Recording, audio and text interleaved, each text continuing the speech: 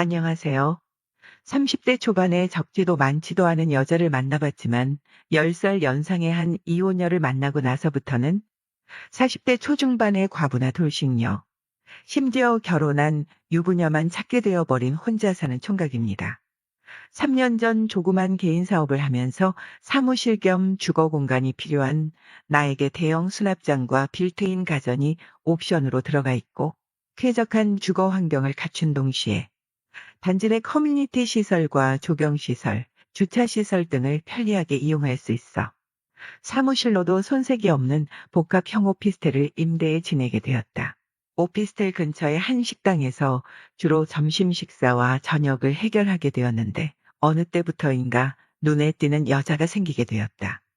그녀는 바로 단골이 된 식당 주인 아줌마인데 40대 중반의 아담한 체형으로 귀여운 스타일이다. 처음엔 30대 후반에 내 또래의 여자로 생각될 정도로 아줌마 특유의 육덕져 보이는 볼륨 있는 몸매의 얇은 원피스를 주로 입고 있었는데 내가 여자를 밝혀서 그런지 몰라도 11살이 넘게 차이 나는 아줌마를 보고서도 한번 만나보고 싶다는 생각이 들었다. 음식 맛도 괜찮았지만 아줌마의 외모가 더 마음에 들어 자주 찾아가다 보니 자연스럽게 손님 이상으로 친해지게 되었다. 친하게 지내다 보니 처음엔 그저 가벼운 인사 정도, 가벼운 농담 정도 나누며 지내다 친해질 기회를 엿보고 있던 차에 어느 날 정신없이 일을 하다 보니 저녁때를 놓쳐버리고 밤 8시가 훨씬 넘어서 그 식당에 찾아갔더니 마침 비도 주룩주룩 내리고 손님도 하나도 없어 문을 닫으려고 할 때쯤에 찾아가게 되었다. 총각 요즘 어때? 나는 오늘 비도 오고 손님도 없고 외롭기도 해서 장사 빨리 마무리하고 혼자 맥주 한잔 하려 했는데. 그래요? 나도 마침 술 생각이 나던 참인데 아줌마 그럼 저랑 가볍게 한잔 하실래요? 나 혼자 청성맞게 한잔 하려고 했는데 잘 됐네. 젊고 잘생긴 총각이 옆에서 마셔주면 나야 너무 좋지. 그렇게 시작된 술자리는 점점 좋은 기분으로 이끌게 하였고 아무도 없는 식당에 단둘이 마주 앉아 술잔을 나누다 보니 묘한 기운이 돌기 시작했다. 그날따라 아줌마는 달라붙는 옷을 입어서 그런지 술이 취해서 그런지 몰라도 유난히 육덕지고 예쁘장하게 느껴졌다. 그녀는 5년 전 이혼하고 근처 원룸에서 혼자 살고 있다고 했다. 원룸에서 혼자 살고 있다는 소리에 나는 속으로 이저로의 찬스를 절대 놓쳐서는 안 된다라는 생각에 아줌마에게 한껏 분위기를 맞춰주며 10번이 넘게 아줌마 같은 여자랑 사귀고 싶다고 어필을 했다. 처음에는 젊은 총각이 무슨 그런 말을 하느냐. 또래 여자들을 만나야지 아줌마 같은 여자를 별로다. 하면서도 싫지 않은 표정이었다.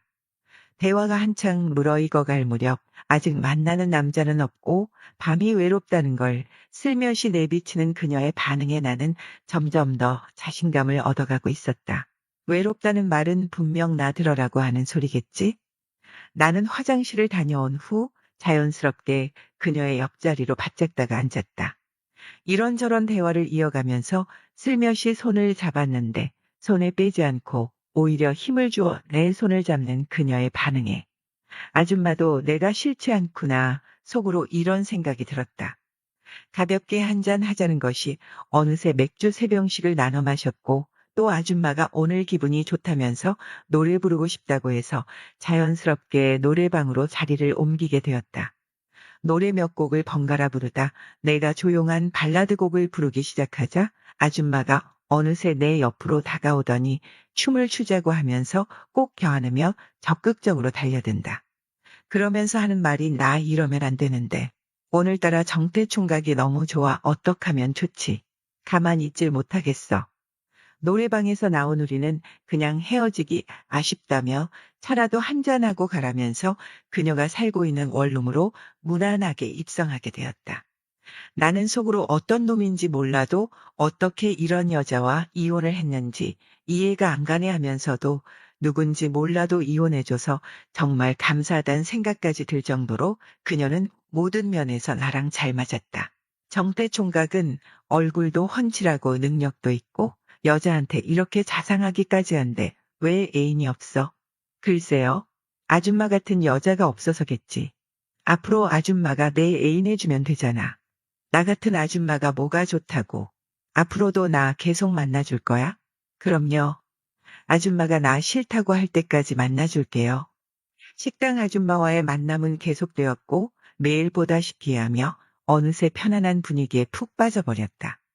또래 여자들이나 어린 여자들은 내가 많이 챙겨주고 항상 나한테 뭘 바라기만 하는데 비해 그 식당 아줌마는 내가 나서지 않아도 말하지 않아도 하나부터 열까지 세심하게 알아서 챙겨주고 해주는데 그 받는 기분이 싫지가 않았다. 이런 맛 때문에 아줌마랑 연애를 하는구나 하는 생각이 들더군요. 그렇게 아줌마를 2년 넘게 만나오다 제가 지방으로 이사를 가게 되면서 자연스럽게 이별을 하게 되었는데 그때부터 저는 나이가 훨씬 많은 식당 아줌마 같은 연상녀만 찾게 되었어요. 이젠 또래 여자들한테는 아무런 감정이 없네요. 그래서 연상의 아줌마들이 자주 온다는 클럽에도 친구들과 자주 가게 되었고 채팅 앱에도 가입해 주로 40대 이혼녀나 과부 아줌마를 만나오게 되었지요. 그러다가 채팅 앱으로 만난 7살 연상의 한 아줌마를 진심으로 좋아하기 시작했습니다. 그 아줌마랑 있으면 식당 아줌마처럼 너무너무 편안하고 행복합니다. 말이 아줌마지 올해 42살에 애가 2명이나 있는 아줌마라기보다는 훨씬 어려 보여서 저와 같이 다니면 한두 살 연상 정도로만 보였습니다. 가끔씩 전 남편 얘기를 하는데 제가 그 사람보다 훨씬 좋다고 하더군요. 전 남편과는 집에서 별다른 대화도 전혀 없었고 집에 오면 밥이나 차려주고 청소 빨래해주는 사람에 불과했답니다. 결혼도 사랑 없이 어찌하다 보니 임신해서 당연히 해야 되는 줄 알고 했답니다. 근데 저랑 같이 있으면 대화도 잘 통하고 젊은 사람이라서 그런지 뭐가 달라도 다르네 하시며 좋다 하시더군요.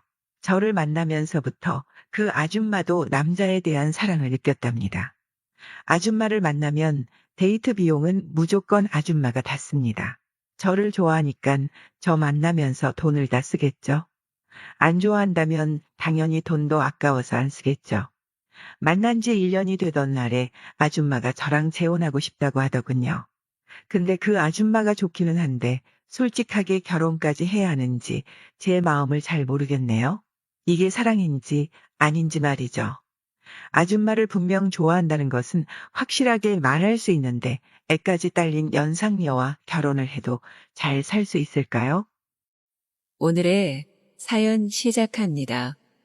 업무로 인해 지방 출장을 많이 다니는 직업을 가지게 된 후 저는 자연스럽게 전국의 많은 호텔, 모텔을 다니게 되었고 그중 한 지역에 있는 모텔에 유독 정이 들었어요. 그 이유는 제가 갈 때마다 항상 친절하고 상냥하게 맞이해 주시는 여사장님 때문이었죠. 정확한 나이는 알 수 없지만 32살인 저보다 약 10살 정도는 많은 40대 초반 정도로 보였어요.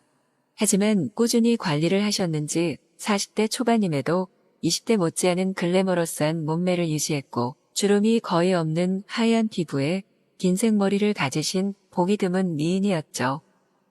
한 지역을 꼭 집어서 출장 가는 게 아니다 보니 그 모텔에 자주 가진 못했지만 가끔 방문할 때마다 그 여사장님을 볼 생각에 가슴이 떨리곤 했어요.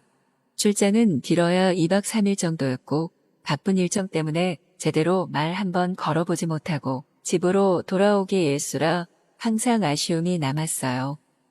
그렇게 여사장님을 자주 볼 수 없어 아쉬워하던 저에게 행운이 찾아왔어요.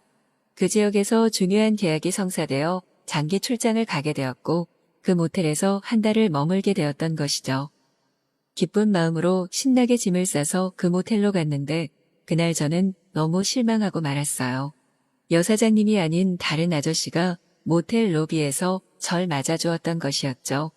저는 당황한 나머지 원래 계시던 여사장님은 어디 가셨는지 질문하였고 개인 사정으로 일주일 가까이 모텔을 비우게 되었다는 말을 들었어요. 다행히 일을 그만두거나 장기간 자리를 비우는 게 아니라 다행이라고 생각하면서도 여사장님을 하루빨리 보고 싶어 일주일이라는 시간이 빨리 가기만을 바랬죠. 시간은 참 더디게도 흘러갔지만 일주일 후 일을 마친 뒤 모텔로 왔을 때 그 여사장님이 있었고 예전과 같이 저를 친절하고 상냥하게 맞이해 주었어요. 10살이나 많을 것 같은 여자에게 이렇게 빠져버린 제 자신이 조금 한심스럽기도 했지만 사랑에 빠져버린 마음을 부정하지는 않기로 했어요. 저는 그때부터 어떻게든 여사장님과 더 많이 말을 해서 친분을 쌓고 싶은 마음에 괜히 모텔 로비 소파에 앉아 있어 보고 커피를 몇 개 산 다음 남아서 선물로 드린다는 어설픈 거짓말을 하며 온갖 노력을 했어요. 하지만 모텔 여사장님은 저를 다른 손님과 같이 대했고 멀리서만 바라보며 하루하루 흘러가고만 있었죠. 그러던 어느 날 저에게 행운 같은 일이 찾아왔어요. 평소와 같이 일을 마치고 방에 들어와 샤워를 한 뒤 TV를 보려 하니 켜지질 않았고 당연하게도 저는 로비에 전화해 상태 확인을 요청했죠. 원래라면 샤워 후 걸치고 있는 목욕 가운에서 옷으로 갈아입고 맞이해야 하지만 여사장님이 제 방에 온다는 사실에 조금 흥분한 나머지 목욕 가운을 갈아입지 않고 그대로 입고 있었어요. 여사장님은 노크를 하고 제 방에 들어와 가운만 입고 있는 저를 보고는 조금 당황한 기색을 보였지만 이내 아무렇지 않은 듯 TV의 상태를 확인하기 시작했어요. 확인해보니 뒤에 케이블선이 빠져 문제가 생긴 것 같다며 TV 밑으로 기어 들어가는데 바지 밖으로 삐져나온 여사장님의 흰 바지 속으로 보이는 팬티 라인에다가 그 자세가 마치 뒤로 하는 것과 같은 모습이어서 저는 흥분해버려 불쑥 마음이 커져버리고 말았죠.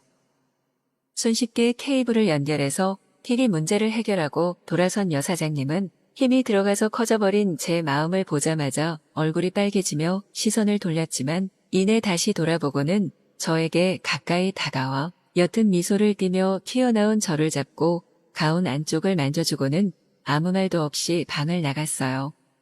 순식간에 일어난 일에 너무 놀라서 아무 말도 못했지만 여사장님의 손이 닿았던 가운 안쪽은 도저히 주체할 수 없는 흥분에 이르러 있었어요. 하지만 이미 방에서 나가버린 여사장님에게 아무것도 할 수 없었던 저는 그날 밤 혼자 방에서 몇 번이나 욕구를 쏟아내었죠. 다음 날부터 로비에 들어설 때마다 마주치는 여사장님과 저는 조금 어색함을 느꼈어요. 하지만 여사장님은 그런 기색이 하나도 보이지 않았고 평소와 다르지 않게 저를 대해주었어요. 하지만 저는 매일 밤 그 손길을 잊지 못해 혼자 욕구를 해결하고 있었죠. 그렇게 어색함을 느끼며 시간은 흘러 어느새 한 달간의 출장 중 3주가 지나 마지막 일주일만 남겨놓게 되었어요. 여사장님에게 말을 걸어서 마음을 표현해보고 싶었지만 정상적이지 않은 나이 차이와 이곳을 떠나야 한다는 부담감에 용기를 내지 못했죠. 하지만 간절히 바라면 이루어진다고 했던가요? 그렇게 아쉬워만 하던 저에게 행운의 반전이 일어났어요. 그날 방에 들어오니 지난번과 같이 TV가 나오지 않았어요. 지난번에 그런 일이 있었던 터라 로비에 전화를 해야 하나 고민하다가 결국 여사장님을 부르게 되었죠. 저는 더 대담하게 지난번과 같이 샤워 가운만 입고 여사장님을 맞이했고 여사장님은 저를 보고도 하나도 당황하지 않고 방에 들어왔고 역시나 능숙한 솜씨로 TV 문제를 해결해 주었죠.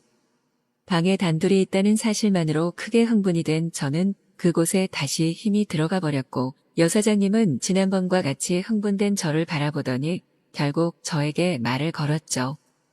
그렇게 참기 힘들면 한 번은 가능한데 두 번은 안 돼. 이게 무슨 말인가 너무 당황해 몇 초간 멍해 있던 저는 이내 정신을 차리고 마음속으로 이건 하늘이 주신 기회라며 이 기회를 재빨리 잡기로 하였죠. 저는 그 자리에서 여사장님을 끌어안고 욕구를 풀어내려 했지만 여사장님은 로비에 사람이 올 수도 있어. 만실 카드를 걸 테니 10분 뒤 1층 주인 방으로 오라는 말을 남기고 나가버렸어요. 저는 1년 같은 10분을 기다린 후 1층 주인 방으로 뛰어갔고 방으로 들어가니 여사장님은 속옷만 걸치고 저를 기다리고 있었죠. 그 자리에서 침대로 여사장님을 던지고 있는 힘껏 최선을 다했어요. 여사장님의 속옷만 입고 있는 모습이 너무 섹시해서 흥분한 나머지 얼마 하지도 못하고 제 것을 모두 쏟아내버리고 말았죠. 한 번뿐이라는 말이 생각나서 너무나 아쉬워하던 저에게 여사장님은 몇 번이든 상관없다며 오늘 밤 나를 만족시켜 달라고 하였죠. 그 말에 흥분이 최고조에 달해서 저는 거칠게 사랑을 이어나갔고 몇 시간 동안 제 모든 욕구를 쏟아내었어요.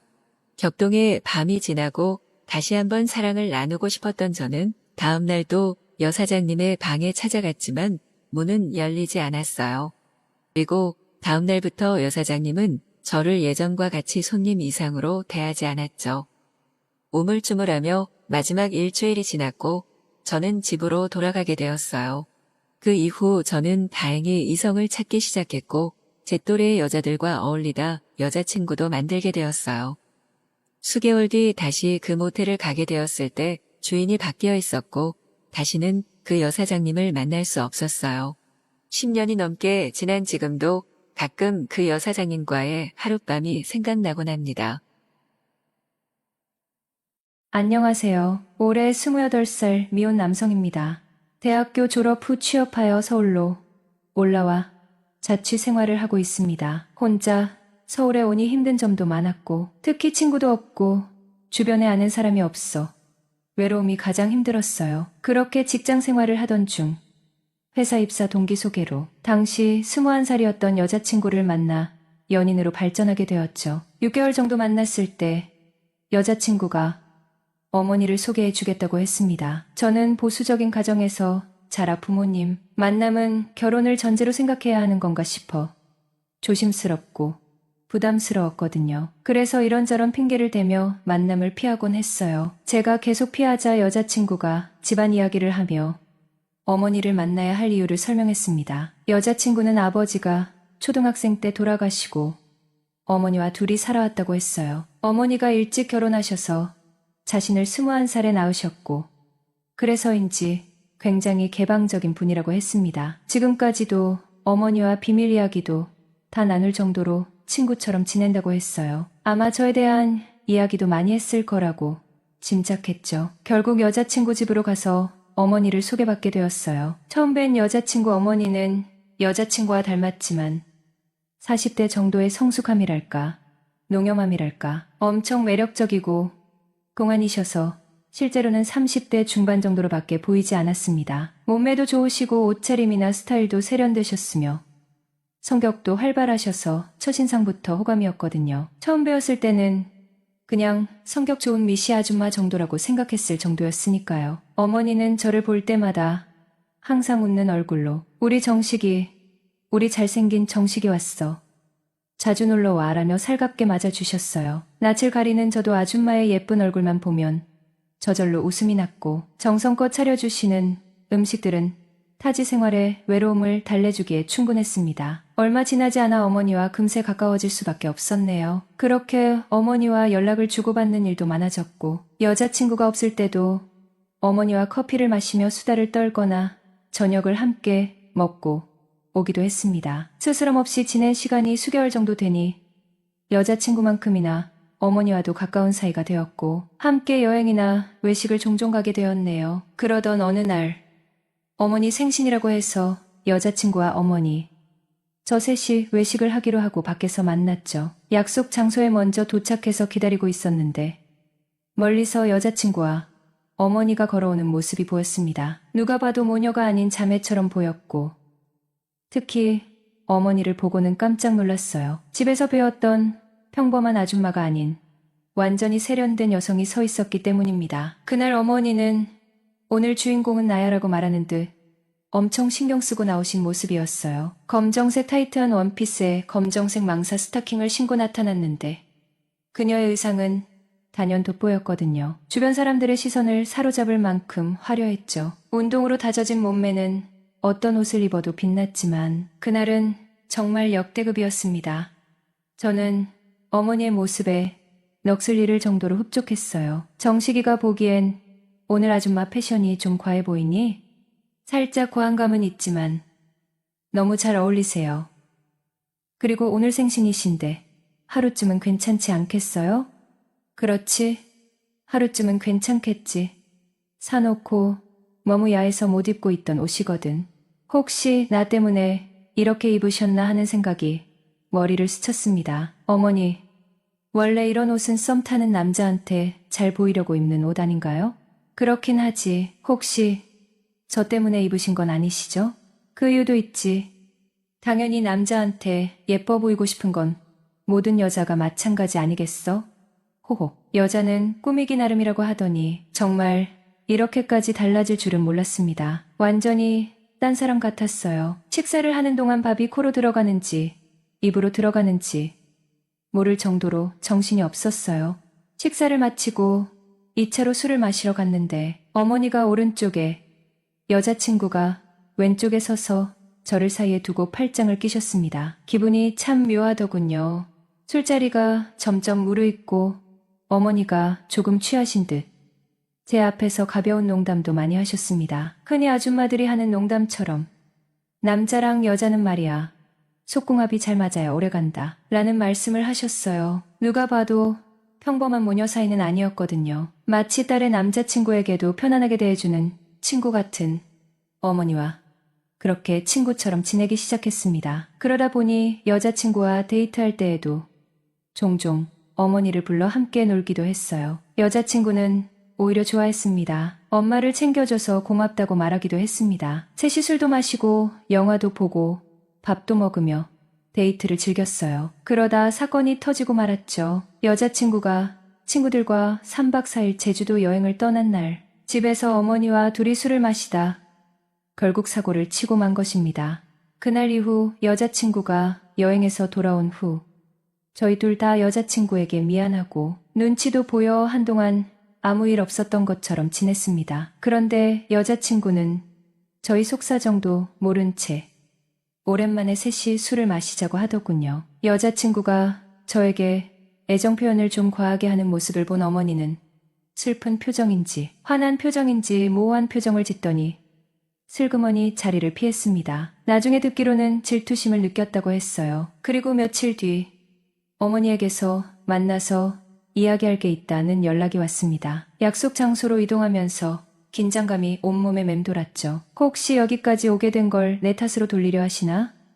도대체 무슨 말씀을 하시려는 걸까? 수많은 갈등 속에서 약속 장소에 도착했고 멋쩍게 인사를 나눈 후 어머니가 모는 차 조수석에 올라탔습니다. 한동안 어색한 침묵이 차 안을 감돌았어요. 최근 여자친구가 일을 시작하면서 다투는 날이 많아졌는데 그 일 때문에 나를 찾아온 걸까? 아니면 그때 그 일을 정리하기 위해 만나자고 하신 걸까? 초조함에 몇 번이나 한숨을 내쉬자 어머니가 입을 열었어요. 너 긴장 많이 했구나. 왜?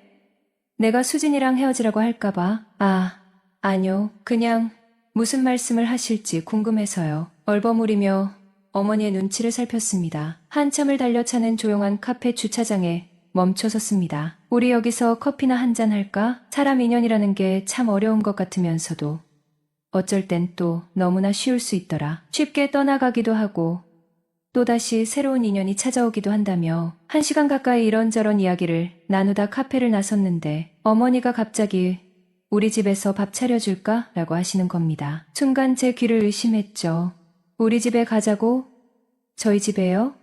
되물었습니다. 어머니는 제가 어떻게 사는지 궁금하기도 하고 따뜻한 밥 한 끼 차려주고 싶었다고 했습니다. 그 말씀이 너무나 감동적이었어요. 그리고는 여자친구가 저를 얼마나 좋아하는지 몰랐다며 우리 관계는 정리하는 게 맞는 것 같다고 수진이에게 잘해달라고 말씀하셨습니다. 그리고 저희 둘이 단둘이 만나는 일은 오늘이 마지막이 될 거라고 못 박았어요. 꽉 막혔던 무언가가 뻥 뚫리는 듯 시원하면서도 한편으로는 어머니와 예전처럼 편하게 친구처럼 지낼 수 없게 된다는 생각에 섭섭한 마음도 들었어요. 네, 앞으로 수진이에게 잘할게요. 여자친구와 만난 지 3년. 그 시간 동안 정말 서로 징글징글하게 싸우고 부딪히며 밑바닥까지 다 드러낸 후에야 결국 서로를 인정하고 보듬으며 결혼 약속까지 하게 되었습니다. 하지만 여자친구가 회사를 그만두고 다른 곳으로 이직하면서 적응하느라 한동안 힘들어했고 성격도 예민해져 있었어요. 그러던 어느 주말 대학교 선배라는 남자가 지방에서 서울에 놀러 왔다고 연락하여 얼굴도 보고 밥도 얻어먹고 가도 되냐고 물어봤습니다. 여자친구에게 그동안 쌓인 스트레스도 풀 겸 다녀오라고 흔쾌히 허락했죠. 여자친구도 저를 안심시키려는 듯 그 선배 남자에 대해 이혼한 남자인데다 별로라는 식으로 말하길래 걱정 없이 맛있게 먹고 잘 놀다 오라고 했습니다. 여자친구는 틈틈이 카톡도 보내왔고 집에 들어갈 때도 연락을 해줘 안심했어요. 다음 날은 평소와 다름없이 흘러갔습니다. 그런데 딱 일주일이 지나자 여자친구가 저를 대하는 태도가 달라진 것을 느꼈어요. 5일 정도 더 지나서는 우리 잠시 연락하지 말자는 이야기를 꺼내더군요. 스트레스를 많이 받아서 시간이 필요한가 싶어 알겠다고 했습니다. 연락을 끊은 지 3일째 되던 날, 제가 먼저 연락했지만 받지 않았어요. 그리고 4일째 되는 날, 여자친구에게서 카톡 메시지가 왔습니다. 3년이라는 시간 동안 힘들었다는 말과 함께 현실적으로도 심적으로도 지쳤다며 헤어지자는 일방적인 통보였어요. 순간 머리가 하얗게 변하는 것 같았습니다. 그동안 여자친구가 힘들어하는 모습을 곁에서 지켜봐 왔기에 힘들었지만 그의 결정을 받아들이고 저 또한 마음을 정리하겠다고 답장을 보냈습니다. 괴로운 시간을 며칠 보내면서 전 여자친구의 인스타그램에 들어가 보게 되었네요. 거기에는 힘들어하는 듯한 글과 상태를 올려놓고 있더군요. 카톡 또한 염탐하며 전 여자친구의 프로필 사진을 확인하곤 했습니다. 그러다 우연히 인스타그램 돋보기에서 모르는 남자 사진이 뜨기에 무심코 눌러봤는데 아직은 여자가 옆에 있는 것이었습니다. 설마 했어요. 정말 설마 했죠. 하지만 불길한 예감은 틀리지 않았습니다. 바로 그 학교 선배라는 놈과 전 여자친구가 다정하게 붙어 손을 잡고 뽀뽀를 하고 있는 사진이었습니다. 손이 부들부들 떨리고 심장이 쿵 내려앉는 듯 했으며 숨이 턱 막히고 눈물이 주체 없이 쏟아지기 시작했어요. 남자 인스타그램을 더 자세히 살펴보니 저와 헤어지기 전부터 둘이 만나고 있었던 겁니다. 지방 내려가는 길이 행복하다는 글과 함께 둘이 손잡고 찍은 사진들까지 올라와 있었네요. 저에게는 그렇게 별로라고 깎아내리던 남자와 다정하게 있는 모습이 너무나 화가 나고 억울했습니다. 그날은 금요일 밤이었고 당장 여자친구에게 연락했어요. 하지만 받지 않더군요. 2번이나 전화했지만 받지 않아서 하염없이 기다렸습니다. 지금도 그때의 감정이 생생하게 떠오르네요. 혼자 미친 듯이 울었어요. 하지만 끝내 연락은 오지 않았습니다. 그놈과 함께 있었던 것이 분명했죠. 그날부터 어떻게 해야 할지 밤낮으로 생각했습니다. 잠은 도통 오지 않았어요. 울다 지쳐 잠들었다가도 1~2시간 만에 깨어나 뜬 눈으로 밤을 새우는 날들이 이어졌습니다. 밥은 당연히 목구멍으로 넘어가지 않았고요. 억울하고 분통이 터져 내가 뭘 그렇게 잘못했기에 나에게 이런 일이 생기는 걸까 자책하며 괴로워했습니다. 지금도 그때를 생각하면 울컥하네요. 월요일이 되자 문득 정신이 번쩍 들었어요. 그래, 나에게는 아줌마가 있었지. 내가 받은 상처 2배로 되갚아주고 말 거야. 아줌마, 저 정식이에요. 그래 정식아. 오랜만이네. 아줌마는 그때까지 제가 수진이와 헤어진 것을 모르고 있었던 모양입니다. 저 수진이랑 헤어졌어요. 뭐? 아줌마는 깜짝 놀랐어요. 왜냐하면 저희는 사귄 지도 오래되었고 날짜는 아직 잡히지 않았지만 내년 봄에 상견례를 앞두고 있었기 때문이었습니다. 도대체 둘 사이에 무슨 일이 있었던 거야? 수진이가 대학 선배랑 바람났어요. 그것도 애 딸린 이혼남이랑. 혹시 모르셨어요?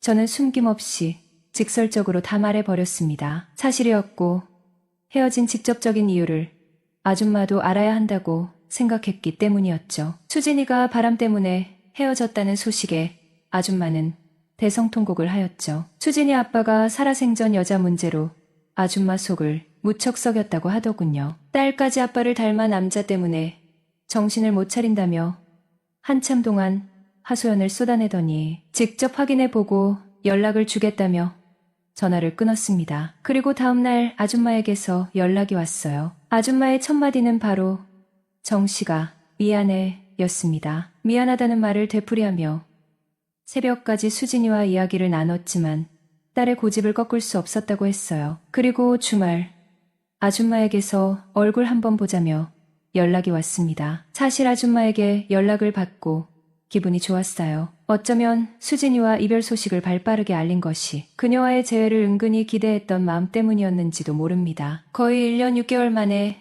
단둘이 다시 만나는 것이었어요. 그런데 아줌마가 재작년 생일날 입었던 검정색 타이트 원피스를 입고 나타난 겁니다. 순간 머릿속이 복잡해졌죠. 오랜만에 재회였지만 옛 연인을 만난 것처럼 어색하거나 무거운 분위기는 아니었어요. 아줌마가 먼저 머리 아픈 이야기는 일단 접어두고 우리 사이에 묵혀둔 회포부터 풀자며 진하게 술이나 마시자는 말을 꺼냈습니다. 술을 마시며 과거 이야기를 나누는데 생각보다 훨씬 분위기가 좋았어요. 정씨가 이 차는 우리 집에 갈래? 아줌마의 갑작스러운 제안에 순간 당황했습니다. 네. 수진이는요? 되물었죠. 응. 수진이 대전 내려갔어. 그 이혼남을 만나러 집을 비웠다는 말에 짜증이 나면서도 기분이 묘했습니다. 제가 수진이 때문에 얼마나 힘들어하는지 알면서 왜 굳이 저런 말을 하는 걸까? 혹시 나를 떠보는 건가? 어쨌든 밖에서 술자리를 마치고 아줌마 집으로 향했고 그녀와 함께 맥주를 마시게 되었죠. 집에서 편안한 옷차림으로 갈아입은 그녀는 한층 더 도발적으로 보였고 그날따라 왠지 모르게 더 매력적으로 느껴졌습니다. 수진이에게는 느낄 수 없었던 묘한 매력이 넘쳐흐르는 듯 했거든요. 술잔을 혼자 벌컥벌컥 들이키면서도 자꾸만 시선은 그녀에게 향했어요. 그날따라 유난히 설레었어요. 이런저런 이야기를 나누다 보니 대화는 점점 깊어졌습니다. 정식이도 이제 수진이 있고 좋은 여자 만나야지. 글쎄요, 지금은 마음의 상처가 너무 커서요. 당분간 제대로 된 연애는 쉽지 않을 것 같아요. 그래, 혹시 내가 도울 일 있으면 언제든지 말해. 수진이랑 헤어졌는데 아줌마랑 계속 볼 수 있을까요? 그럼 당연하지. 수진이는 수진이고 나는 나지. 안 그래? 그렇죠. 저도 수진이랑 인연은 끝났어도 아줌마와는 이렇게 끝내는 건 싫어요. 나도 그래. 내가 정식이를 얼마나 좋아하는지 내가 더 잘 알잖아. 저는 잘 알죠. 순간 약간의 침묵이 흘렀고 어색한 분위기에 서로를 보며 웃었습니다. 이렇게 예쁘시고 나이도 아직 젊으신데 아줌마도 좋은 사람 다시 만나셔야죠. 주변 남자들이 가만두지 않을 것 같은데. 호호. 남자는 무슨. 만약 남자를 만나도 이제 결혼 같은 건 별로고 그냥 편하게 친구처럼 지내는 정도라면 모를까? 친구요? 아니면 파트너? 뭐? 그녀는 파트너라는 말에 살짝 당황하며 얼굴을 붉혔습니다. 파트너요? 하하. 뭐 저희 다 성인이고 알 거 다 아는데. 뭐 어때요? 솔직히 아줌마 나이에 수저라는 것도 아닐 테고 파트너 정도는 있어야 하지 않겠어요? 안 그런가요? 아잉, 난 그런 거 몰라. 있으시구나 보네요. 그럼요. 있어야죠. 긴긴 밤 혼자 지내시기엔 얼마나 외로우시겠어요. 의도대로 자연스럽게 야한 이야기로 대화가 흘러갔고 이전에는 나누지 못했던 깊이 있는 이야기까지 서슴없이 털어놓았습니다. 오히려 수진이보다 더 개방적이고 성적으로 솔직하며 본능적으로 몸이 뜨거운 여자임을 알 수 있었어요. 술병은 점점 늘어갔고 저희는 또 1년 6개월 전 그날처럼 사고를 치고 말았습니다. 벌써 4개월째입니다. 제가 무슨 마음으로 이런 상황을 만들었는지조차 이제는 모르겠어요. 요즘 머릿속에서는 계속 그녀의 모습이 떠오르면서 이 혼란스러운 상황을 어떻게 해야 할지 고민만 깊어져요. 분명 멈춰야 한다는 것을 알면서도 이 모든 혼란 속에서 과연 어떤 선택이 옳은 것인지 갈피를 잡을 수 없습니다. 사랑은 소유가 아니라 이해이다. 오늘의 사연 시작합니다. 안녕하세요. 저는 지금 막 대학에 입학한 아들 하나를 둔 평범한 주부입니다.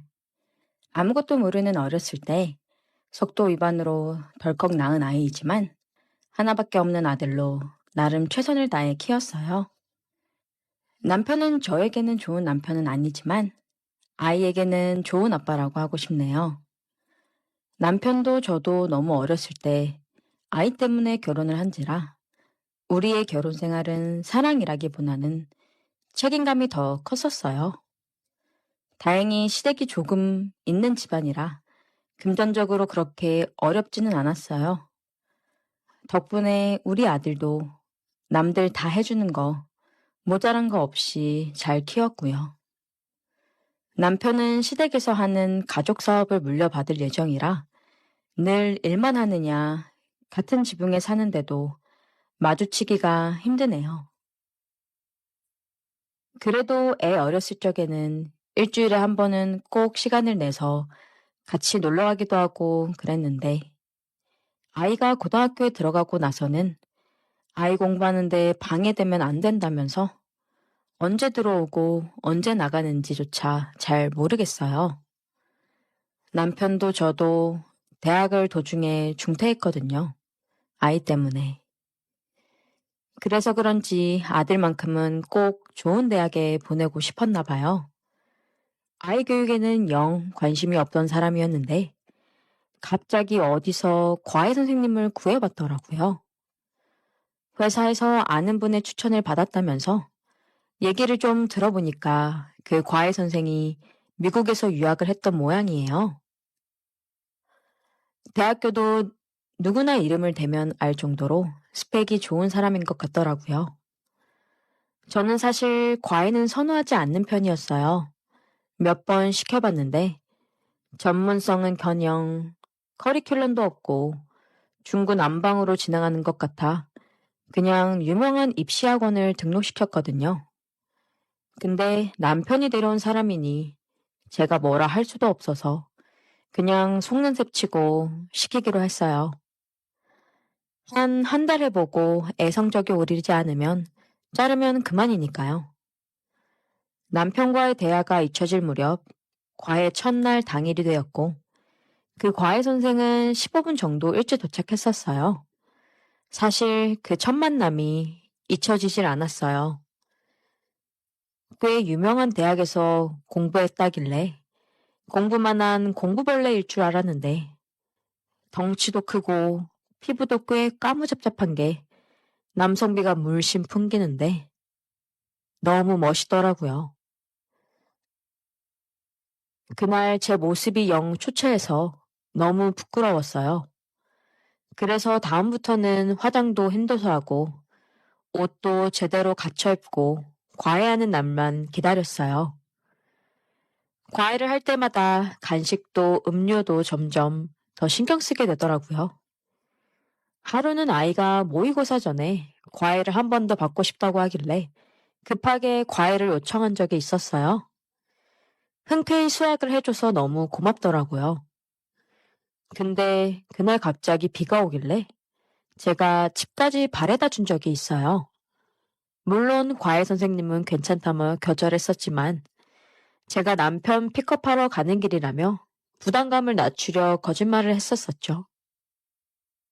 그렇게 집에 바래다 주는 차 안에서 그가 그러더군요. 그동안 과외를 많이 했었었는데 학부모님께서 이렇게 어리고 아름다우신 건 처음이라면서 아이의 엄마라는 게 안 믿겨진다고 하더라고요. 제가 어렸을 때 아이를 낳아 그 나이대에 비해 어린 건 사실이었지만 그래도 아름답다고 해주니 기분이 좋더라고요.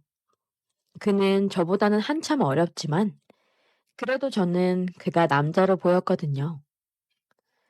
그래서 나 같은 아줌마를 누가 안아주겠냐며 남자랑 키스를 해본 적이 언제인지도 기억도 나지 않는다며 푼수 같은 소리를 짓거렸어요.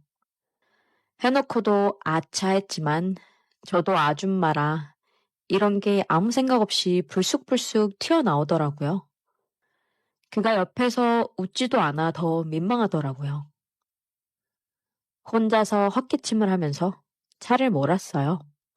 곧 그의 집 앞에 도착하였고 그는 데려다 주어서 고맙다며 인사를 하고 안전벨트를 풀며 차문을 열고 나가려다가 멈칫하더니 제 눈을 똑바로 보며 말을 하더라고요. 충분히 예쁘니 그런 소리 말라며 제 손을 슬그머니 잡는 게 아니겠어요? 제가 깜짝 놀라 손을 빼며 그럼 어떻게 본인을 앞에 두고 못생겼다고 하겠냐며 또 푼수 같은 얘기를 하자 그가 제 손을 덥석 잡더니 입을 살짝 맞추더라고요. 제가 벙쪄서 가만히 있자 그가 제 눈을 마주치며 말하더라고요. 너무 이뻐서 안고 싶으니까 그런 말 하지 말라고요. 그리고 그는 차문을 열고 집으로 들어갔어요. 저는 한동안 차 안에서 벌렁거리는 심장을 진정시켜야만 했었어요. 다음에 과외 선생님을 어떤 얼굴로 봐야 하나 걱정하는데 마침 아이가 다니고 있는 입시학원에 특강이 과외 날과 겹쳐서 그날 과외를 취소해달라고 하더라고요. 과외 선생님을 안 볼 생각에 안심이 되면서도 뭔가 아쉬웠습니다. 그래서 과외를 취소하지 않았어요. 보고 싶었거든요. 당일이 되고 그 어떤 날보다 화장도 열심히 하고 옷도 화려하게 입었어요. 정말 이뻐 보이고 싶었거든요. 초인종을 누르고 그가 도착했을 때 자연스레 그를 집에 들이고는 깜빡하고 취소한다는 연락을 주지 못해서 미안하다고 말했습니다. 그러면서 온 김에 간단히 뭐라도 먹고 가라고 하려는데 그가 불쑥 알고 있었다고 하더군요. 아이에게 미리 연락을 받아서 아이가 집에 없다는 걸 알고 왔다고요. 그냥 제가 보고 싶어서 왔다고 말했습니다. 제가 너무 놀라서 그를 찾아보자 그는 제가 너무 이뻐서 안아야겠다며 저를 끌어안고는 입술을 맞대더라고요. 너무 좋았습니다. 그렇게 우리는 서로를 끌어안으며 자연스럽게 안방으로 향했고 저는 그의 품에 안겼습니다. 아이가 오기 전에 서둘러 끝내고 그의 집에서 마저 이어 뜨거운 밤을 보내게 되었어요. 그 다음부터는 과외가 끝나면 제가 항상 데려다 주면서 그의 집에 저도 같이 들어가게 되었어요. 저도 하루하루 과외하는 날만 기다리게 되더라고요. 다행히 그는 훌륭한 과외 선생님이었는지 아이는 원하는 대학에 붙게 되었고요. 그렇게 짧은 만남을 뒤로하고 그는 다시 미국으로 돌아갔어요. 그의 품에 안겼던 날들이 모두 꿈만 같네요. 그가 미국에 놀러 오면 연락을 하라고 했는데 정말 해도 되는 건가요? 맘 같아서는 저도 미국에 살고 싶네요. 그가 그립지 않은 건 아니지만 그렇다고 구질구질하게 보이긴 싫거든요. 아들과 미국 여행도 하는 겸 그도 보고 싶은데 이건 제 욕심인가요? 우린 진지한 관계는 아니었지만 그래도 그의 곁에서는 사랑받는 기분이었어요. 행복했거든요. 다시 이런 사랑을 하기에는 너무 늦은 건가요?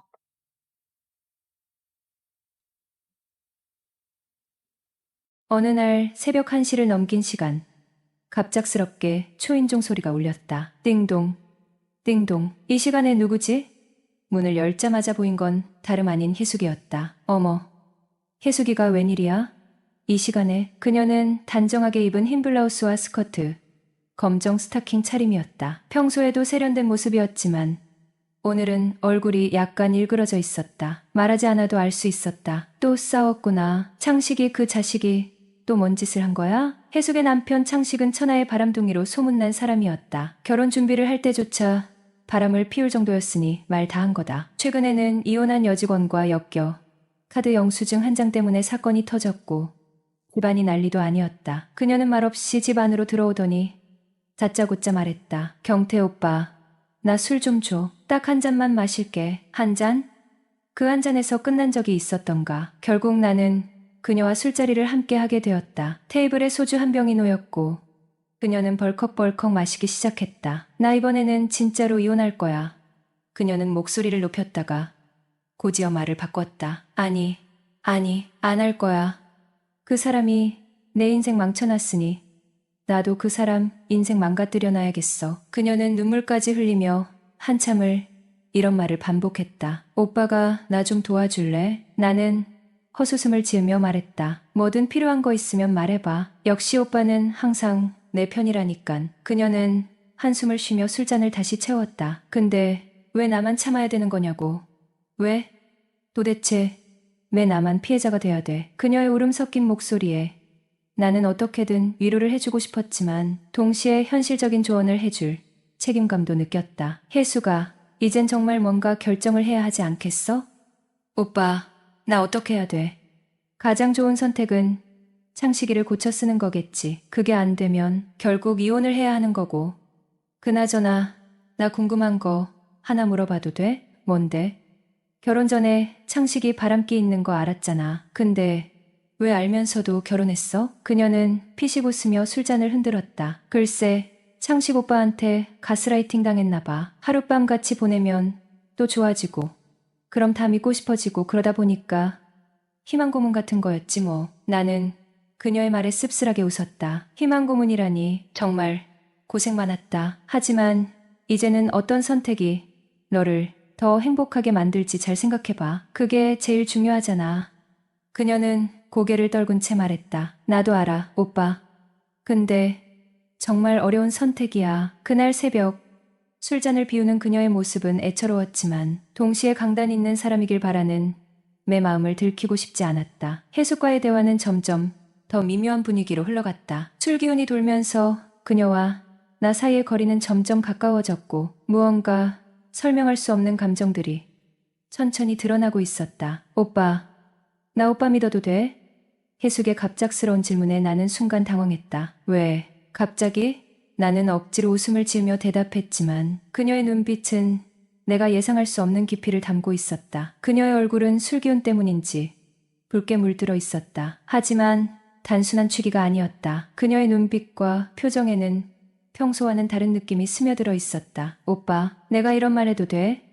혜숙은 망설이다가 천천히 말을 꺼냈다. 사실 나 오빠 같은 남자랑 결혼했어야 했나 봐. 내가 왜 그때 이런 남자를 못 만났을까? 그 말에 나는 어쩔 줄 몰라 어색하게 웃음을 터뜨렸다. 그건 또 무슨 소리야? 갑자기. 하지만 마음속에서는 이상하게도 가슴이 뭉클해지는 감정을 느꼈다. 혜숙은 잔을 들어 천천히 술을 한 모금 마시며 나지막이 말했다. 아니, 진짜야. 오빠 같은 사람이랑 결혼했으면 나도 이렇게 힘들진 않았을 것 같아서. 그녀의 말에 나는 어딘가 부끄럽고도 복잡한 기분이 들었다. 이건 단순히 농담이 아니었다. 혜숙의 눈빛은 진심을 담고 있었다. 오빠는 고지식하고 재미는 없어서 바람 같은 건 안 피우잖아. 혜숙은 갑자기 그런 말을 던지며 피식 웃었다. 그거 칭찬이야, 욕이야? 나는 장난스럽게 되물었다. 칭찬이지. 연애할 땐 몰랐는데 결혼하고 보니까 오빠 같은 사람이 진짜 신랑감으론 최고인 거 있지. 그 말에 나도 모르게 쓴웃음을 지었다. 내가 진국이라니.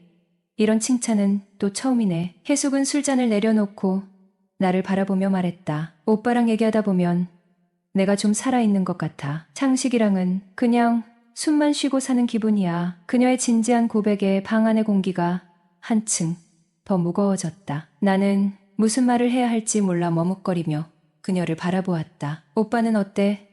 나랑 이렇게 얘기하는 거 마만 편한 거야? 그녀가 다시 물었다. 나는 잠시 망설이다가 조용히 대답했다. 솔직히 나도 너랑 이렇게 얘기하는 게 좋아.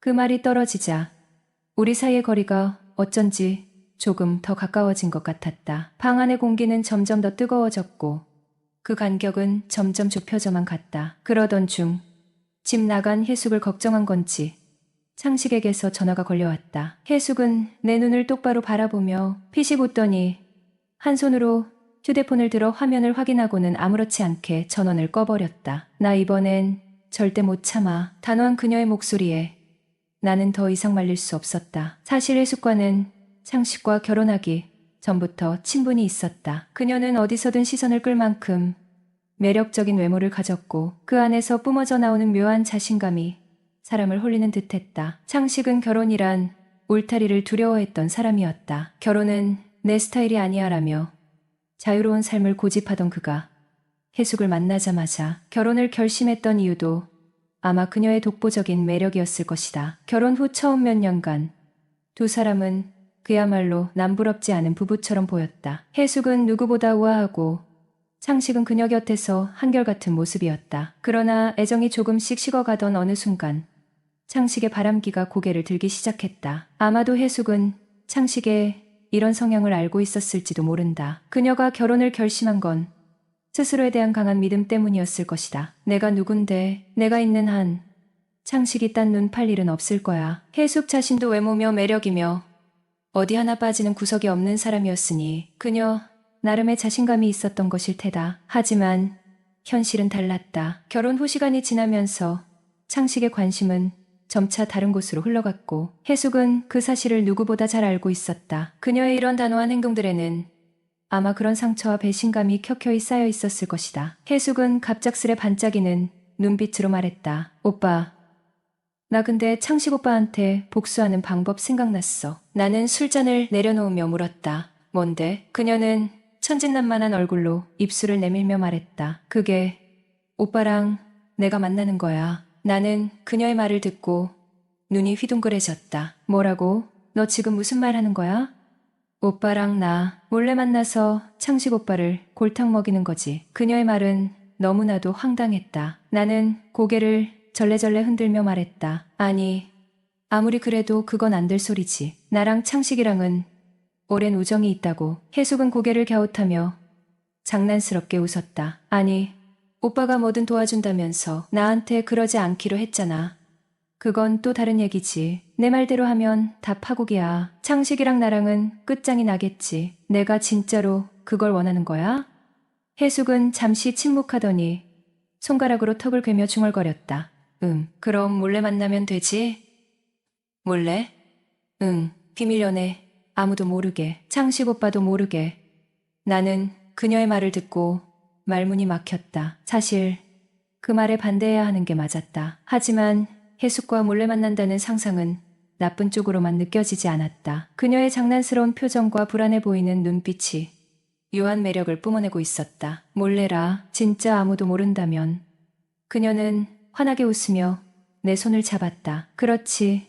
나랑 오빠만 아는 비밀이면 되는 거야. 나는 잠시 머뭇거리다가 결국 웃으며 고개를 끄덕였다. 너무 복잡하게 얽히지만 않는다면. 나도 싫지는 않다. 그녀의 눈빛은 반짝였고 우리의 이야기는 그렇게 위험한 국면으로 접어들었다. 그리고 술에 취한 그녀는 폭탄 발언을 합니다. 오빠, 나 오늘 외박할 거야. 집에 안 들어가. 나는 당황하며 물었다. 창식이한테 연락 오면 어떻게 할 건데? 그녀는 어깨를 으쓱하며 대수롭지 않게 대답했다. 그냥 모른다고 해. 신경 쓰지 마. 겉으론 아무렇지 않은 척했지만 그녀의 목소리엔 약간의 떨림이 섞여 있었다. 평소 주량이 한 병이었던 그녀는 이날 2병째 와인을 비우더니 어느 순간 테이블에 엎드린 채로 인사불성이 되었다. 오빠, 나 너무 졸려. 이대로는 집에 못 가. 여기서 재워줘. 오빠 집에서 자고 갈 거야. 그녀는 그 말을 남기고 바닥에 눕더니 그대로 잠이 들어버렸다. 그녀의 귓가에선 작은 코 고는 소리가 들려왔다. 술기운에 잠든 얼굴은 평소보다 훨씬 편안해 보였다. 나는 소파에 앉아 그런 그녀를 한참 지켜보았다. 왜인지 모르게 그녀가 사랑스럽게 느껴졌다. 다음 날 아침 눈을 뜬 나는 주변을 둘러봤다. 혜숙은 이미 사라지고 없었다. 어쩌면 집으로 돌아간 것 같았다. 그녀가 남기고 간 흔적은 바닥에 떨어진 귀걸이 한쪽뿐이었다. 나는 그것을 주워 조심스럽게 책상 위에 올려두었다. 며칠 후 그녀에게서 전화가 걸려왔다. 오빠, 혹시 내 귀걸이 오빠 집에 있어? 응, 내가 잘 보관하고 있어. 그녀는 다음날 꽃단장을 한 채로 집에 찾아왔다. 문을 열자 그녀는 환한 미소로 나를 바라보며 말했다. 오빠, 그날 일 다 기억해? 나는 짧게 웃으며 고개를 끄덕였다. 그럼 너무 생생하게 기억하고 있는 걸. 그날 이후 혜숙은 나를 점점 더 자주 찾았다. 남편과의 복잡한 감정 때문인지 아니면 어딘가 새로운 일탈을 꿈꾸고 있었던 건지 알 수 없었다. 그녀의 방문은 일주일에 3-4번으로 늘었고 우리의 비밀스러운 만남은 점점 더 익숙한 일상이 되어갔다. 혜숙은 어딘가에서 스스로의 길을 다시 찾아가려는 듯 때로는 설레는 마음으로 때로는 복잡한 표정으로 나를 바라보곤 했다. 안녕하세요. 저는 42살의 돌싱남입니다. 결혼 초 우리 부부는 다툼이 잦았어요. 시댁, 처가, 돈 문제 등 여러 가지가 얽히다 보니 초반 2년은 저도 부족한 부분이 많았고 집 대출의 연봉도 5천 정도라 경제적인 여유도 없었습니다. 그래도 서로 취향이 잘 맞아서 나름대로 즐기며 살아왔죠. 하지만 결혼 5년 차가 되던 때쯤 아내가 다른 남자와 술을 마시고 다닌다는 사실을 알게 됐습니다. 그때는 제가 진실을 듣고 서로 용서하고 다시 시작해보자며 얘기했어요. 어느 정도 맞춰가며 살려고 했죠. 그런데 아내의 성격은 여전히 직설적이고 급한 성격이라 가끔씩 감정적으로 앞뒤를 안 재고 말하는 일이 있었습니다. 그런 말들이 상처가 되기도 했고 제가 참으면서 지냈죠. 아내도 조금씩 그런 성격을 고쳐가겠다고 다짐했어요. 그런데 어느 순간 그 성격이 다시 튀어나오더군요. 그때부터는 더 이상 참지 않았습니다. 저도 따지기 시작했고 서로 한 발자국도 물러서지 않다 보니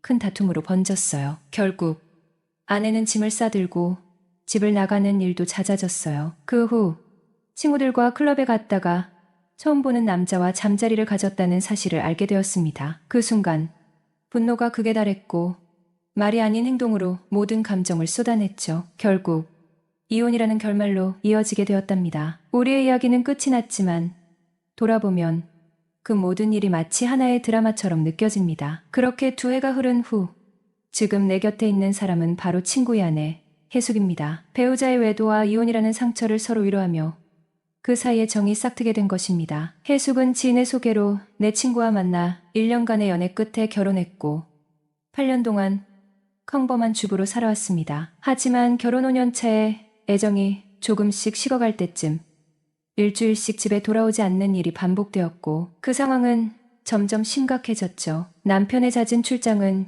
이해할 수 있었지만 그 역시 지나칠 정도였죠. 임신 중이라 민감해질까봐 그녀는 애써 참으며 시간을 보냈습니다. 그 와중에 남편이 카풀로 친하게 지내던 여직원이 같은 아파트에 살고 있었고 그 여직원은 2아이를 키우는 이혼녀였습니다. 남편이 자주 외박하고 술을 마시는 걸 보면서 그녀는 이미 바람을 피운 것 같다는 직감이 들었지만 바람의 상대가 그동안 친자매처럼 지내던 여직원이라는 사실은 1년 뒤에 알게 되었던 겁니다. 그리고 그 뒤 복수를 하려는 마음인지 아니면 일탈을 원했던 것인지 혜숙은 나를 찾아오기 시작했고 결국 이혼까지 하게 되었습니다. 그 후 8개월 동안 우리는 함께 살고 있습니다. 혜숙은 이제 제2의 인생을 찾은 듯 진심으로 기뻐하고 있어요. 친구는 아직 우리 관계를 모르고 있고 이 상황이 어떻게 될지는 누구도 알 수 없습니다. 사랑은 용서받는 용기와 용서하는 용기를 동시에 필요로 한다. 창식과 혜숙의 결혼 생활이 불행했더라도 창식은 오랜 친구로서 소중한 존재입니다. 그의 입장에서 우정을 어떻게 정의하고 앞으로의 관계를 어떻게 정리할지 신중히 고민해야 합니다. 또한 이런 상황에서는 제3자를 통해 알게 되는 것보다 당신이 직접 사실을 밝히는 편이 그의 감정을 덜 상하게 하고 상황을 더 원만히 풀어갈 수 있을 것입니다. 오늘의 사연 시작합니다. 안녕하세요. 저는 33살의 인테리어 디자이너예요. 이 업계는 현장 경험과 경력이 중요해요. 그래서 졸업하자마자 생생한 현장 경험을 쌓고 싶어서 작은 중소업체에 입사했어요. 그런데 현장은 사회초년생이고 여자인 저에게는 너무 거칠고 힘든 환경이었어요. 현장에는 단기 일용직이신 분들이 많으세요. 말도 행동도 거친 편이셨고 아니다 싶으면 다음날 나오지 않으시곤 했거든요. 저는 그 현장에서 일감을 배당하고 관리하며 보고까지 해야 하는 입장이었어요. 그런데 인부분들이 갑자기 나오지 않으셔서 난감했던 적이 한두 번이 아니었답니다. 그날도 새로 오신 분들에게 공사 현장의 구조와 해야 할 일과 주의사항을 설명하고 있었어요. 그런데 한 남자분이 질문이 있다고 하시더라고요. 나이가 몇이냐, 남자친구하고는 어디까지 가봤냐라며 질문을 하는데 불쾌하더라고요. 그런데 티를 내면 또 일을 안 하고 나가겠다고 할까봐 아무 말도 못하고 있었어요. 그때 한 젊은 남자분이 나이도 있으신 분들이 왜 그러시냐고 어서 일이나 합시다라고 하는 거예요. 난감한 상황에서 눈을 질끈 감고 있다가 보니까 오늘 처음 인력시장을 통해 오신 젊은 남자분이더라고요. 그 순간 그 남자분이 구세주 같고 너무 고맙더라고요. 고마운 마음을 전하기 위해서 커피 하나를 사들고 그 젊은 남자분을 찾아갔어요. 그 남자분은 페인트 작업을 하고 있는데 온몸에 땀이 흥건할 정도로 쉬지 않고 열심히 일하고 계시더라고요. 현장에서 일하시는 분들은 땀방울의 정직함을 믿고 하루하루 열심히 사시는 분들이라 그 땀의 의미를 잘 알고 있어요. 사실 저희 아버지도 막노동을 하시면서 저희 3남매를 키우셨기 때문에 더더욱 그분들의 마음을 잘 알고 있죠. 아까 도와주셔서 감사했다며 캔커피를 건네자 그 남자분이 지저분한 손으로 받아 미안하다며 어쩔 줄 몰라 하시더라고요. 괜히 더 부끄러워지실까봐 감사의 인사만 전한 후 자리로 돌아왔어요. 다른 직원으로부터 그 남자분의 얘기를 듣게 되었는데 군 제대 후 복학하기 전까지 잠시 알바를 하는 중이라고 하더라고요. 3개월이라는 총 공사기간 내내 그 남자분은 하루도 거르지 않고 현장에 나와 일하셨어요. 가장 먼저 현장에 도착해서 가장 늦게 현장을 떠날 정도로 열심히 일하시는 모습이 인상 깊었어요. 열심히 땀방울을 흘리며 일하는 그 남자분을 보면서 돌아가신 아버지도 떠오르고 기분이 묘하더라고요. 공사가 마무리되고 이제 그 남자분도 학교로 돌아가야 할 시간이 다가왔어요. 이렇다 할 때와 하나 만남도 없이 서로 어색한 인사를 주고받으며 헤어졌죠. 그렇게 5년이라는 시간이 흘렀어요. 그동안 저는 크고 작은 경력을 쌓으면서 인테리어 디자이너로서 인정을 받게 되었고 얼마 전에는 창업도 하게 되었어요. 물론 그동안 일만 했던 것은 아니고요. 중간에 짧은 연애도 해보았지만 인연이 아니었는지 오래가지 못하더라고요. 얼마 전 새로운 프로젝트를 맡게 되면서 다른 업체와 협업을 하게 되었어요. 워낙 큰 공사고 의뢰인의 요구 조건도 까다로워서 첫 미팅부터 긴장이 되었죠. 원래 직접 나서지 않고 직원들에게 보고만 받는데 이번에는 직접 미팅 현장에 나가게 되었어요. 저희 쪽에서 보고를 시작하는데 직원이 실수로 다른 자료를 가지고 온 거예요. 안 되겠다 싶어서 제가 나서서 자료 없이 머릿속에 있는 대로 보고를 하게 되었어요. 제 보고가 끝나자 상대 업체의 한 남자분이 박수를 치면서 훌륭한 아이디어라고 칭찬을 하는 거예요. 어딘가 낯이 익은데 희미한 얼굴이었죠. 미팅이 끝나고 복도에서 그 남자와 다시 마주치게 되었어요. 캔커피를 건네면서 5년 전 기억나냐고 묻는데 그제야 기억이 났어요. 5년 전 공사 현장에서 땀 흘려 일하던 복학생 청년이 상대 업체 대표로 제 앞에 서 있는 거예요. 놀랍기도 하고 반갑기도 해서 헛웃음이 나오더라고요. 그날 저녁 그 남자와 함께 저녁을 먹으면서 지난 얘기를 나누게 되었어요. 그 남자는 건축 전공자였고 단순히 아르바이트비를 벌기 위해서가 아니라 현장을 제대로 알고 싶어 5년 전 일을 했던 거래요. 학교로 돌아가 공부를 하면서 동시에 창업을 하게 되었고 지금의 회사를 일군 거라고 하더라고요. 땀 흘리며 쉬지 않고 일하는 모습이 남다르다고 느꼈는데 역시 목표가 있어서 그랬구나 싶었어요. 그러면서 5년 전 그때 저에게 관심이 있었지만 다가갈 수 없었대요.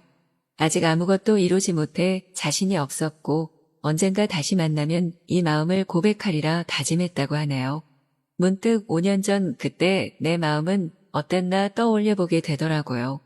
세상 물정 몰라 순수했었죠. 하지만 지금은 세상 때가 많이 묻었나 봐요.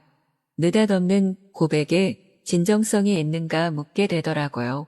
지금은 일이 더 중요하다며 거절을 했죠. 그랬더니 그 남자가 자신에게 시간이라는 기회를 달라고 하더라고요. 그날 이후로 그 남자는 매우 적극적으로 다가오기 시작했어요. 싫은 것은 아닌데 좋은 것도 아닌 그 남자에 대한 제 감정은 애매했어요. 관심이 부담이 되는 것은 순간이라고 공과 사는 구분하시라고 말했죠. 그러자 그 남자가 좀 자중하더라고요. 그러면서 5년 전 공사 현장에서 일에 집중하던 모습 그대로 팔을 걷어붙이고 땀을 흘려가며 열심히 작업을 하더라고요. 한 걸음 물러서서 그 남자를 바라보게 되었어요. 생각보다 꽤 괜찮고 겉과 속이 같은 순수한 사람이라는 것을 알게 되었어요. 보통 협업을 하면 작업이 지체되기 마련인데 일적으로 잘 맞아서 추진 속도도 빨랐고요. 열심히 작업한 결과 의뢰인이 크게 만족하면서 대장정의 공사가 잘 마무리되었어요. 마감 회식이 끝나고 그 남자가 술에 취한 저를 바래다 주게 되었어요. 집 앞 벤치에 앉아 잠시 이야기를 나누는데 이제 자신의 마음을 받아줄 수 있냐고 묻더라고요. 5년 전 처음 만나고 다시 만난 것도 어쩌면 인연일 수 있겠다는 생각이 들었어요. 무엇보다 함께 일을 하면서 가까이에서 지켜보니까 믿음을 줄 수 있는 사람이라는 생각도 들었고요. 고개를 끄덕이자 그 남자가 환호하며 저를 와락 끌어안더라고요. 그 품이 얼마나 넓고 따뜻하던지 오래오래 기대고 싶다는 생각이 들었어요. 그렇게 그 남자와 저는 연애를 시작하게 되었답니다. 같은 분야의 일을 하다 보니까 대화도 잘 통해서 좋더라고요. 물론 연애도 뜨거웠고요. 그 남자나 저나 연애 경험이 있고 나이도 있다 보니까 척하면 척사랑의 시그널을 수시로 주고받았어요. 사무실도 같은 지역에 있어서 중간에 일하다가도 필이 통하면 만나서 사랑을 확인하려고 했죠. 일만 잘 통하는 줄 알았는데 몸과 마음도 잘 통하는 우리는 천생연분이라며 지금도 열렬히 사랑하고 있는 중이랍니다. 일도 사랑도 모두 이룬 지금 행복이란 더불어 나누는 거구나 싶어요. 저는 땀방울의 정직함을 잘 알고 있어요. 아버지가 그랬듯 이 남자도 그 정직함을 아는 사람이기에 더 믿음이 가요. 앞으로도 이 남자와 열심히 일하면서 정직하게 사랑하며 살아가려고요. 부동산을 통해 보증금 500에 월 40만 원짜리 원룸을 가계약하고 일주일 뒤 이사를 들어갔다. 세탁기, 냉장고, TV 등 풀옵션 원룸이라 내 짐은 옷가지와 노트북 등 간소한 편이었다. 부동산 아저씨는 계약서를 들고 일찌감치 원룸 건물에 와 있었다. 주인 집에 계약서 작성하러 올라가시죠? 가계약금 40만 원을 걸어놓고 이삿날 정식 계약서를 작성하기로 해서 주인 집에 올라갔다. 가계약 당시 주인 아줌마 얼굴은 보지 못했고 월세 문제로 통화만 잠깐 했었는데 생각보다 훨씬 아리따운 중년의 아줌마였다. 얼굴이 반듯하게 생겼다고 해야 하나? 대학병원에서 간호사 생활을 오래 했다는 아줌마는 키가 163cm 정도에 10년 넘게 에어로빅으로 다져진 늘씬한 몸매에 뿜어져 나오는 우아하고 단아하며 탄력 있고 건강해 보이는 모습에 너무나 고운 여인이었다. 주인 여자는 노총각 혼자 지낸다고 했더니 처음부터 나에게 상당히 호의적이었다. 월세를 3만 원이나 깎아주셔서 너무 감사해요. 말도 안 했는데 월세를 깎아주는 경우도 다 있네. 이건 또 뭔 일이래. 앞으로 집 깨끗이 사용하고 신세 좀 지겠습니다. 있는 동안 편히 지내다 가세요. 우리는 형식적인 인사를 나누었다. 부동산 아저씨가 계약서 작성하면서 하는 말이 이 원룸 건물에는 대출이 하나도 없어요 하는 소리에 이 여자 완전 알부자네라는 생각이 들었다. 그리고 나이가 54살이라고는 하지만 그녀를 처음 본 순간부터 이상하게도 시선이 자꾸 그녀를 향했다. 물론 가까이 다가가기엔 너무 먼 당신. 며칠 뒤 저녁에 혼자 침대에 누워서 보다만 영화를 마저 보고 있으니 주인 아줌마가 내 방으로 찾아왔다. 302호 아저씨, 안에 계세요? 누구세요? 주인 집이에요. 야심한 밤에 도대체 뭔 일인가 싶었다. 현관문을 열고 들어오는 아줌마는 방금 수영장에 다녀왔는지 머리카락이 다 마르지 않아 촉촉하고 화장을 안 했는데도 얼굴엔 반들반들 윤기가 가득했다. 어쩐 일이세요? 뭔가 좋은 일이 있었는지 날 보더니 환하게 웃으며 대답을 한다. 아니 혼자 사신다기에 밑반찬 좀 챙겨왔어요. 여기가 하숙집도 아니고 웬 반찬을 다 챙겨왔어요?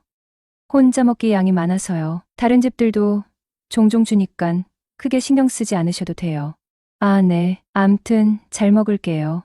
그리고 아줌마가 하는 말이 요즘 다이어트 중이라 남는 반찬 가져온 것이니 부담 가지지 말고 먹어도 된다고 하였다. 참으로 얼굴만큼이나 마음씨도 참 곱다. 그럼 잠시 안으로 들어오셔서 차라도 한잔 하세요. 그래도 되나 모르겠네요. 뭐 어때서요? 주인이랑 세입자 관계인데. 그럼 젊은 사람이 타주는 커피 한 잔 얻어 먹어야겠네요. 바닥에 앉지 마시고 괜찮으시면 침대에 걸터 앉아요. 네, 그럴게요. 그녀가 내 침대에 걸터 앉아 방안을 한번 돌아보는 게 기분이 참 이상해져 왔다. 수영 다녀오시나 봐요? 네, 퇴근하면 수영장 들렀다가 와요. 늘씬한 몸매를 유지하시는 비결이 수영을 하셔서 그런가 봐요. 아뇨, 타고난 거예요. 호호, 장난스럽게 대답을 하였다. 사실 수영은 이제 6개월밖에 안 돼서. 그럼 교정반쯤 되겠네요. 네, 맞아요. 아저씨도 수영하셨나 봐요. 10년 정도 했죠. 와, 그럼 실력이 대단하시겠네요. 그쵸. 마스터반에서만 9년 가까이 했으니깐요. 그럼 나중에 시간 되면 나 접영하는 거 좀 알려주면 안 될까요?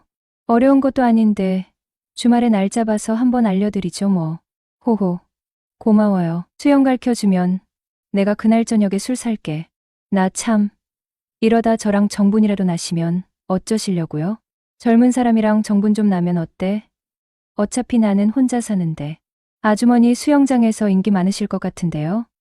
인기가 없진 않지. 근데 저녁반이라 내 또래 남자들이 별로 없어서 대부분 3, 40대거든요. 그럼 쇳불도 단 김에 빼랬다고. 이번 주말 어때요?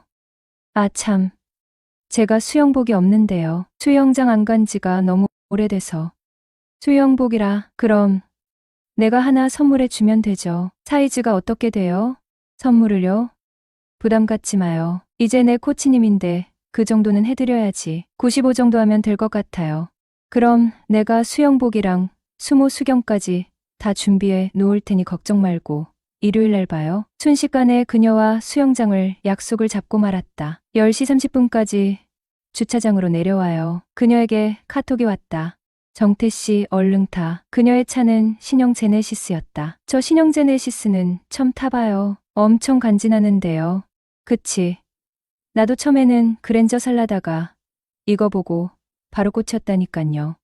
자, 선물. 한번 봐봐 마음에 드는지. 그녀가 수영복을 건넸다. 허걱. 이럴 수가. 속으로 아차 싶었다. 왜냐하면 그녀가 삼각 수영복을 사가지고 온 것이다. 난 보통 7부나 아니면 사각 수영복만 입었는데 삼각은 처음이라 상상조차 하지 못했던 것이다. 왜? 마음에 안 들어요?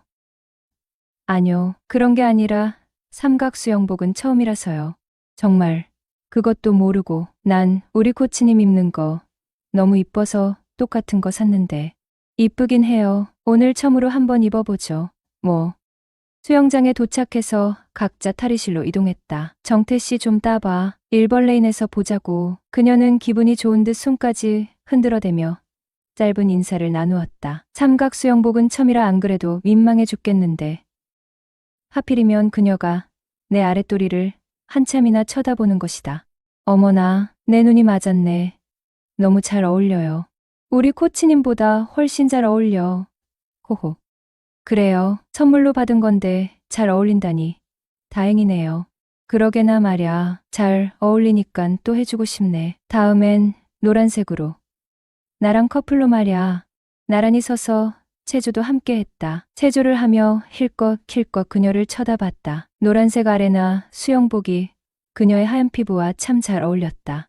자유수영, 평영, 저병 셋 다 제대로 하는 게 없었다. 일단 물을 제대로 타질 못했다. 이러면 안 돼요. 저병이 문제가 아니라 자유수영부터 제대로 배워야 할 것 같은데요.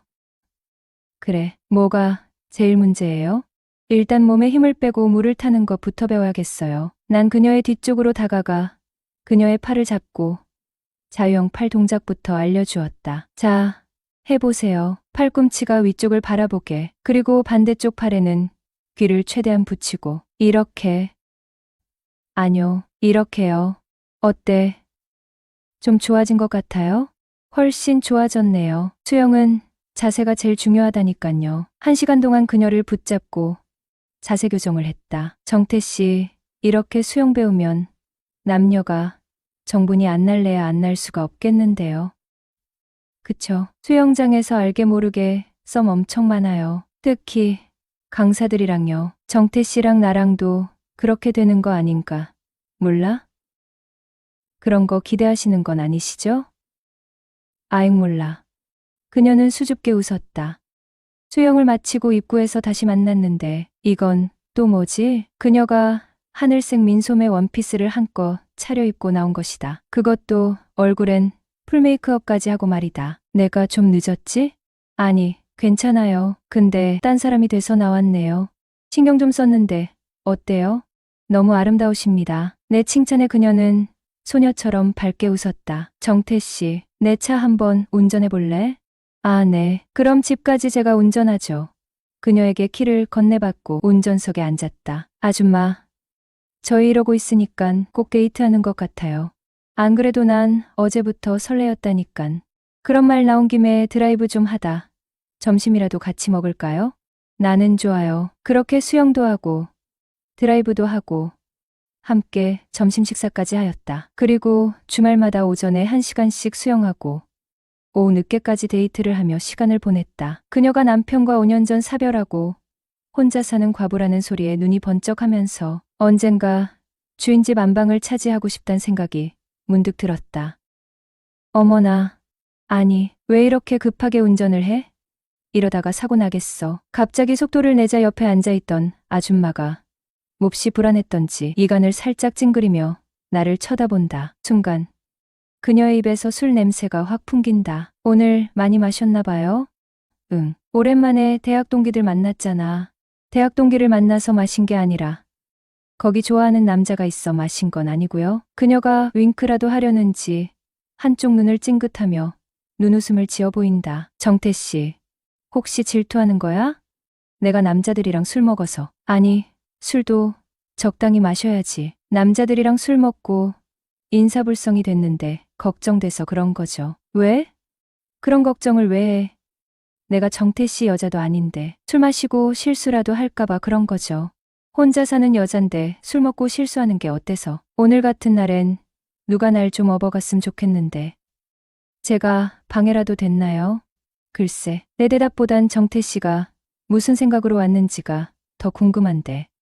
난 화가 나서 차를 더 급하게 몰기 시작했다. 그녀는 더욱 불안해하면서도 다른 때와는 전혀 다른 내 행동 때문인지 더 이상은 말을 하지 않았다. 그녀는 얼마 전부터 나와 썸을 타고 있다. 그리고 내가 새들어 살고 있는 원룸의 주인 여자이다. 50대 나이임에도 불구하고 어디 내놓아도 남자들의 시선을 끌 만큼 매력적이다. 나랑 나이차가 정확히 17살 차이가 났지만 언제부터인지 그녀가 내 마음속에 자리를 잡기 시작했다. 나 사실은 오늘 고백받았어.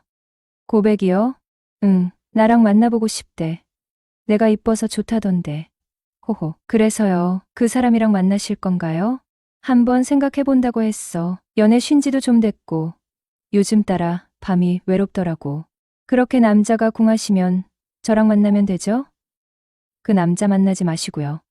그녀와 단둘이 분위기 좋은 곳에서 정식으로 프로포즈를 하고 싶었는데 급한 마음에 그만 뜬금없이 고백을 하고 말았다. 솔직히 그녀와 수개월간 썸만 타다 사귀자는 말을 하지 못하였다. 왜냐하면 40살 넘도록 월세나 살고 있는 루저 인생이기 때문이었다. 그런데 그날 무척 화가 나서 급발진을 하고 말았다. 그건 여태까지 내가 그녀에게 고백을 하지 못해서 그런 것도 아니요. 그날 밖에서 아줌마를 오래 기다렸기 때문도 아니다. 동창 모임을 끝내고 식당을 나오던 아줌마를 픽업하기 위해 기다리고 있었는데 일행으로 보이는 듯한 남자 하나가 주인 여자 어깨에 자연스럽게 손을 올리고 귓속말까지 하며 웃고 장난치는 모습을 봤기 때문이었다. 물론 술이 취하다 보면 사람이 그럴 수도 있지만 내가 화난 건 그를 대하는 아줌마의 태도였다. 그 남자가 옆에서 계속해서 추근대는데도 싫다는 기색은커녕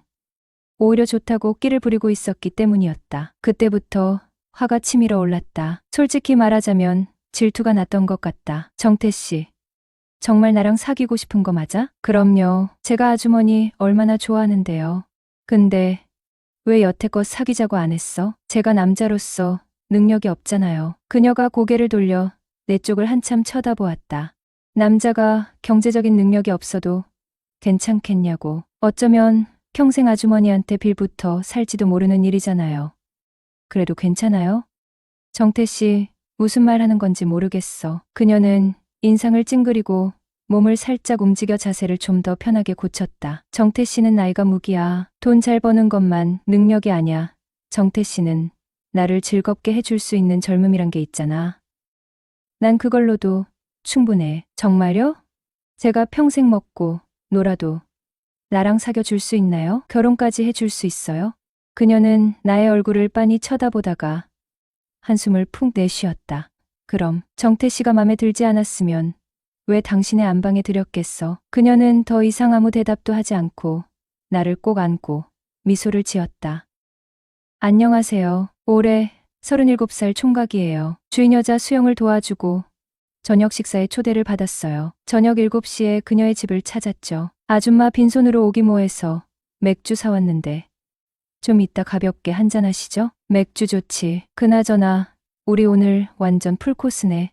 음식 데우고 있으니깐 잠시 앉아서 기다려. 그녀와 알고 지낸 지 고작 한 달. 벌써 그녀의 집에 입성했다. 이런 게 썸각인가? 엄마뻘 여자애 왜 이렇게 설레이는지. 왜인지는 나도 정확히 알 수 없다. 그녀의 집에서 단둘이 밥도 먹고 술도 한잔하게 되니 별의별 생각이 다 들었다. 정태 씨는 나 볼 때마다 아줌마라고 부르는데 여자로는 안 보이나 봐요? 아니요, 여자로 보이는데요. 근데 왜 자꾸 아줌마라 불러요? 정감 있고 좋잖아요. 그리고 저 어릴 때부터 아줌마의 환상 같은 거 있었거든요. 환상. 그거 좋은 뜻이야? 그럼요, 좋은 거죠. 좋은 거면 정태 씨가 부르고 싶은 대로 불러. 네, 아줌마. 대화가 한참 무르익어갈 무렵 난 주인 아줌마에게 만나는 남자 없냐고 물어봤다. 아줌마는 이 넓은 집에 혼자 살면 외롭지 않으세요? 지금은 만나는 사람 없어. 요즘에 애인은 없어도 엔조이는 하나씩 있다던데. 아줌마도 혹시 있어요? 뭐, 엔조이? 난 그런 거 없는데. 왜요? 요즘 유행이잖아요. 유부녀도 아니고 혼자 사시는데 맘껏 즐기셔도 되시잖아요. 그것도 하는 사람이 하는 거지. 나같이 소심한 성격엔 그런 거 못해. 그럼 정태 씨는 애인 있어? 저요? 이 나이에 집도절도 없는데 누가 제 옆에 있겠어요. 그래도 인물이 훤칠하잖아. 안 그래도 맨날 부처님 하느님께 비네요. 어느 돈 많고 눈빛 여자가 나 좋다고 내 얼굴 뜯어먹고 살고 싶은 여자 나타나라고요.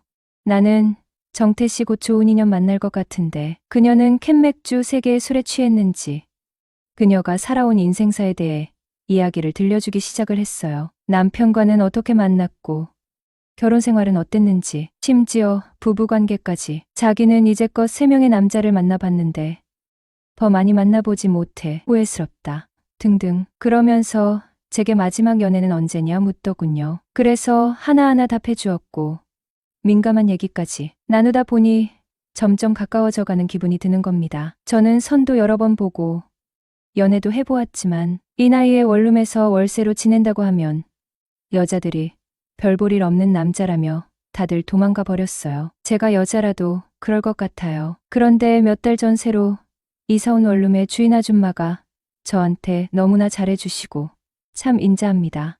제가 여자친구도 없고 혼자 지낸다고 했더니 그날 이후부터 아줌마는 김장하신 김치와 밑반찬을 한가득 챙겨오셔서 주시더군요. 그뿐만 아니라 요즘 밥은 잘 챙겨 먹느냐?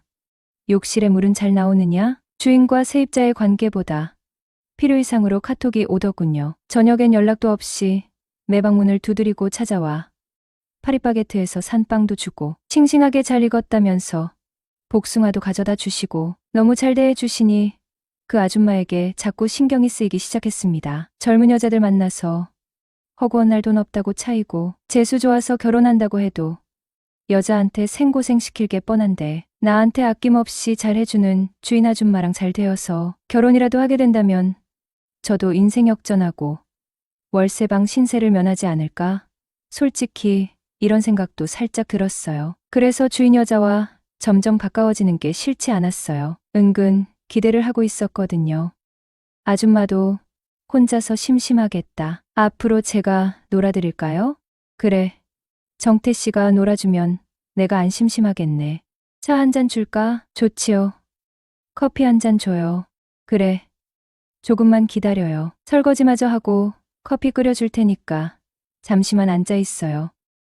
네. 난 소파에 걸터앉고 그녀는 싱크대로 가서 설거지를 시작했다. 별로 할 일이 없는 나는 자연스럽게 아줌마의 뒷모습을 쳐다보게 되었다. 하얀 반바지에 검정 나시 차림의 그녀. 순간 나는 설레는 기분을 또 한 번 느꼈다. 늘 그녀가 예쁘다는 생각을 해온 나였다. 그리고 밤에 그녀를 떠올리며 잠을 설친 적도 있었다.